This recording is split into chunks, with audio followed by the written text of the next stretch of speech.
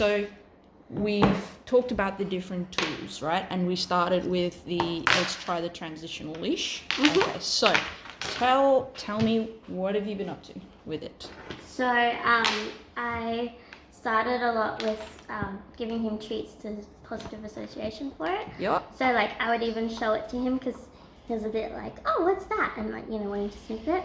But first I only obviously put it on like the slip leash part. Slip leash because he wasn't even used to that. Yep. Like another thing around his neck and stuff. And then clipping this on, I did. Yep. As well because he tried to kind of like Catch bite it and like, because it's so close to his face. He's like, what's that? So I did that for a couple days to get him to stop like playing with that as much. Cool. And then I put it on him and like... On the nose, so, yes. Yeah, and put it over his nose. We'll talk about that in a second. Yeah, and he actually like... Obviously the first day he was a bit like because I only put it on him for a little bit. Yeah. The first time he like would try and tap it and move it around. Yeah. But I did like training sessions like with it on him. Yep. And so he was a bit distracted, and that kind of made it a bit more normal. Yep. And then I started like walking him around the house on it a little bit, and seeing like I didn't go harsh or anything. I just let him walk with it like a leash. And then because he actually was like so chill and really close and doing normal walking, I tried to take it out with my wheelchair, but have the normal leash on and just have this as like, it's on him. But you're not using it. But I'm not using it, yes. but it's on him while we go outside. Excellent. I wanted to be so careful because I don't want him to freak out and of course have a bad time with it or like be scared when I take it out. Sure. Because when he was like tapping it and stuff, yes, he would really. And I have a funny video and some of him. dogs actually scoot their heads. I have a funny You've video got when that. I took it off him. Oh yeah. He did that a lot when we went outside because he was excited. Yeah. And then the second day, like even by the time we got to the like halfway through our walk, he was actually wanting like me to have it like close to my wheelchair because I took my old wheelchair first because remember he likes that one more. He's familiar with it. Yeah, so he got close to that one, but because it's like a leash as well. Leash, I tried to take it in my new wheelchair. Yep. And he actually was walking so close because he wanted to. He had the pressure, like. Yes. And yes. he like completely chilled out. Before we get to that. So you're so excited. And there's so many points he's hit on that, Ashley, which I am so proud because I want to mention this, right? Because remember, it's all about educating not just yourself, but all our friends and family, like people are gonna be loving watching your Pinky videos, That's now my nickname for you, Pinky and the Fans. Okay. So the first thing that you did, which is amazing, is you actually took this. Now, when we spoke in the beginning, when we started about it, we spoke about the different types, right, of collars and leashes, right? Well, and even like how people say at the start with harnesses, and then you go to like, some people are like full on with the no pull harnesses. Yeah. And then, like we tried that. Yeah. Correct. Yeah. So we went through options. Yeah. And this is where I tell people like I coach both ends, right? So both ends, right, of the leash. Okay. So the whole idea, which I love, is so we've been looking at one, what are you comfortable with working, but also what works for Larry. So you got to think about the human, right? And you got to think about the dog. And that's why there are so many different types. Now, some people are so concerned about the dog's well-being and, I don't want to stress him at all, that the poor human suffers. Okay. And other people are so concerned about the human, the dog suffers. I get that. What everyone keeps forgetting is that the leash is a restraint tool. If your dog is not, like genetically speaking, not good with handling frustration, getting angry because they're not getting what they want, and then that builds drive, there's going to be conflict. So there has to be some education about that. So we're not going to get into that today. But what I suggested is, so one of the things was a Holty. And then I said to you, one of the things I'm not a fan of the Holty specifically is just the design they've made it. And I'm not educated in all Holty. I'll use it, but it's not my favorite tool. like it pulls to the one side or the other side. Yeah. Okay. And with time, yes, I understand leashes do the same thing, but not to the same degree, because the halter is designed to move the head. And you've got to think, if you do that 3 or 4 or 5 years, there's going to be an imbalance in the neck muscles. So then I suggested to you a leash that I was introduced to a couple of years ago called the transitional leash.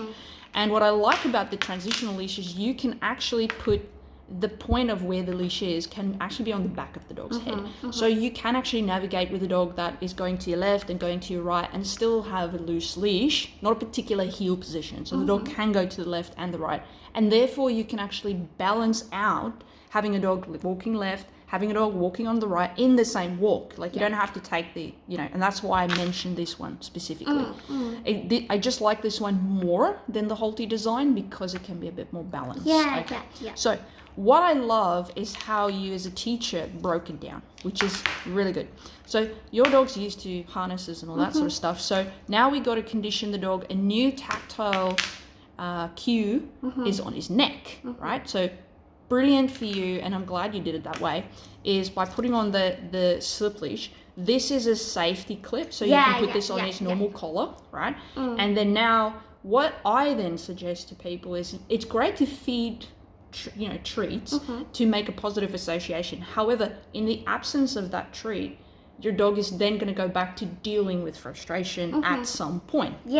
So what I then recommend is, if your dog is not okay with this around their neck, right, there's some work we need to do. Like I suggest food luring games, so food chase games, but then Kongs and sniffing games. So these are where you're not actually physically involved. So meaning like you get these wobblers. I love that. So in the cone of shame with my dog Ziva, that's how I made sure she practiced through frustration.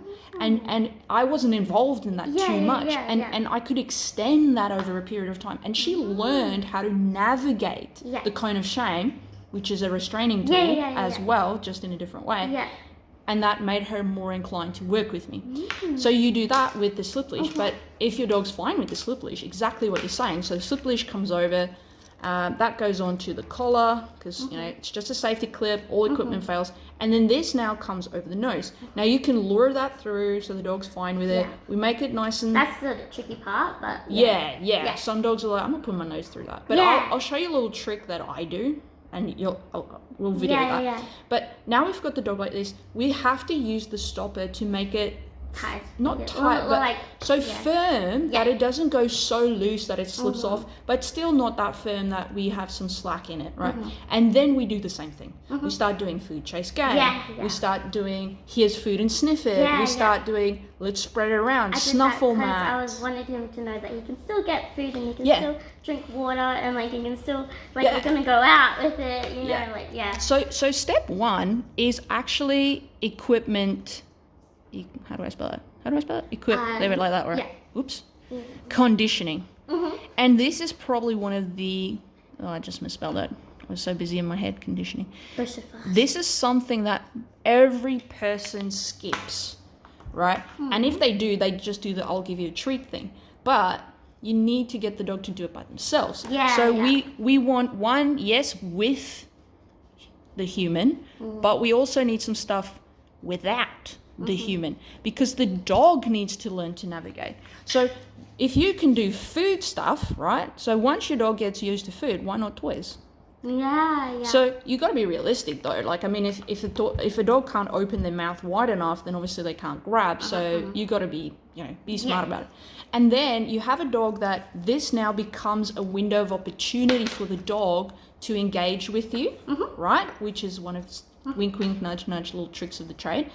And that creates a dog that does not have a problem with the tool. So just like you condition a clicker or a marker, you do the same with nail clipper and grooming. Why can you not do the same thing with a slip leash, with a prong collar, with a check chain, with a no pull harness, with a whole... I don't understand what's the problem. Okay, so that's the first thing, is teaching him how to navigate. And that's what I would like you to do this week. I wanted to ask as well with the dog doing it on its own, but how you said it's like putting his nose through. I hope I can get it as like a like a command of like boop or like Yeah, something you can. cute. Yeah, You can, like, absolutely. Put your nose through, which I would love, because then you'd be like, yes, let's go. So that's what I want to do. Absolutely, and we'll make a video that Because I'll he's show only you. had it on him outside or anything for 2 days. So. Yeah, and the Twice. thing is, Yeah. if he can wear it at home, Mm-hmm. when you're like, okay, I'm done now, just navigate yourself, then he'll be fine out in the real world. He is, yeah. Perfect. Yeah. So step 2, right, is then where we start teaching him what this is going to mean when we talk about our loose leash walking of, hey, there's a perimeter, and like, if I'm the point of reference, you have a perimeter. But if the dog's the point of reference, then obviously you have the perimeter. So we want to teach the dog this happy medium, kind of thing for social walking. We're not talking about a heel position. Yeah. Okay. Which means the dog, right, the dog and the human needs to understand what I call directional pressure. Okay, so this is where the dog learns, and this is where you get the 180s. Okay, so usually what the dog trainer does is they say, you walk that way. If the dog walks, now they say when the dog hits the end, I usually tell you to learn to read your dog's attention, because as a teacher, like, you don't wait until you've completely lost the classroom. You stop them earlier because it's easier. So as the dog's moving this way, not paying attention, we go that way. The difference is there's 2 things that you can do. You can either use what we call constant tension, meaning as the dog, like the dog walks this way, you walk that way, and there's this. Now, when the dog looks back, my back will be to the dog, and now there's tension. And now I need to teach the dog, for you, dog, to switch off this tension is follow. Okay. So that's the one. The other one is you walk and there's this little pop on the leash, okay? And so there's the 2, okay? But the dog needs to understand what it means, okay? And in my head, I always think about walking into a glass door. Yeah. Does that make sense? So I always imagine myself, okay, it's me, and I've gotten in this little hamster bubble thing, so the end of the leash, and when I move that way, the bubble moves with me, and therefore obviously the dog will walk into the Of course, the only difference is this is on his neck, or this is the harness, okay? So that's how I'm imagining it. So I'm actually trying to teach my dog to keep an eye on me so he can avoid that in the first place.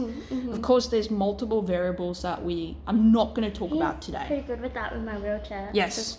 He's getting a bit like, he knows if I turned a little bit, he actually does this little like jump. Yes. He goes to the side. Perfect. Or he'll spin, like he's with this walking, even with my new wheelchair specifically, because I'm closer to him and I have the armrest up, so I'm like, I can have the cutest pictures. But that's brilliant. He really reads it now. Yes. So he knows, like, if the wheel at the front turns a little bit, we're turning, like, that's he's it. gotten quite, that's it. Yeah. So he's starting to pay attention to the precursors of we need to change direction. Yeah. Now, here's the problem if you do.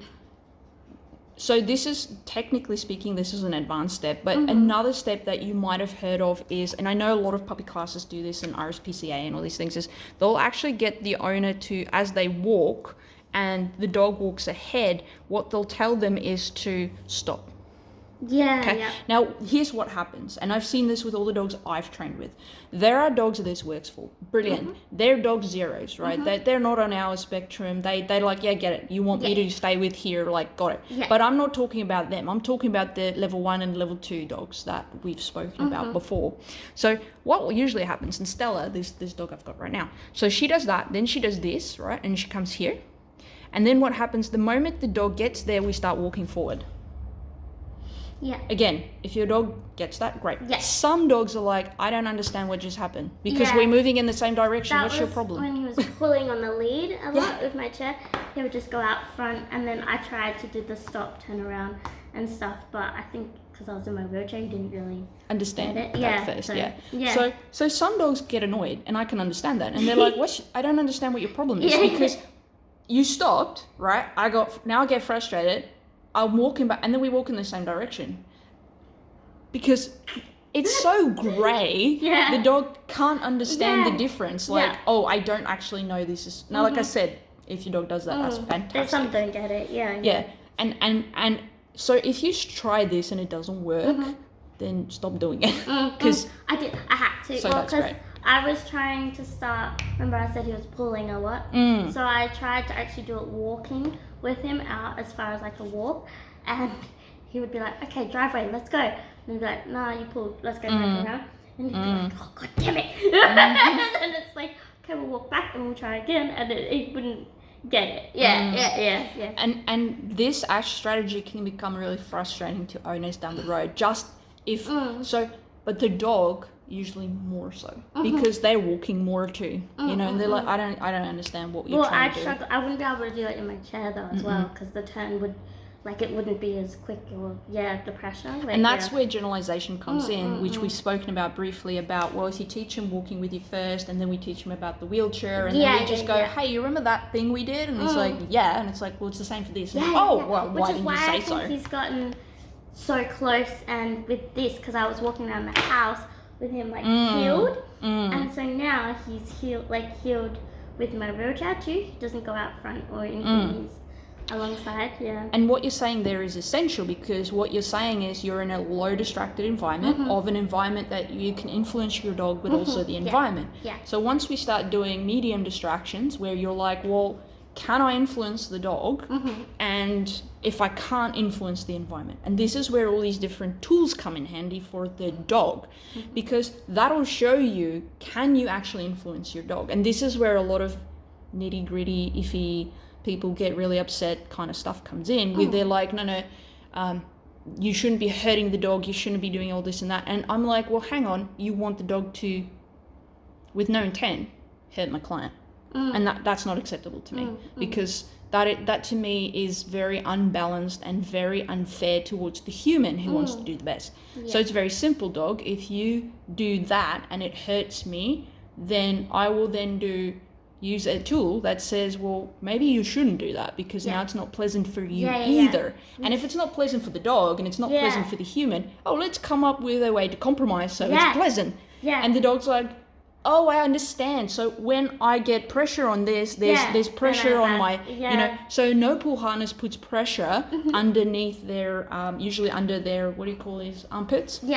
There's even now this strange, I don't know why people use it. The leash is like, I do know why people use it, sorry. It's like one of those, you have two leashes almost. One goes on a harness, and then the other one. I was like, with that, this is what I was considering before I even brought it up with you, because I was like, they have the harness that I have, you can get a clip for it. And it goes on the groin? And then, have you seen that one? No. Yeah, there's one that actually goes on the groin. And I'm like, so you don't want to use a prong collar, which is one piece of tool, on the neck, and you know, we can teach the dog but you want to go to the genital part and make it that uncomfortable. Now, if someone's gone through everything, I'm not there to judge, right? Whatever. Of course. But how are you, anyway. So, and that's why that's important with the dog part. So Stella she pulls through flat collars, she pulls through everything. She's a Mastiff, which makes this leash a little bit less safe, because it can slip off the muzzle. No, I know I can make it,